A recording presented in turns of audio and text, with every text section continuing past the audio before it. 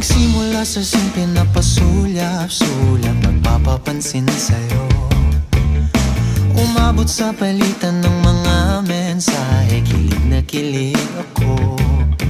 Kumusta, kain na, hello, magandang umaga. Ingat ka, pahinga, huwag kang masyadong magpupuyat pa. Naramdaman ng puso na dahan-dahan na pang nahuhulog sa'yo.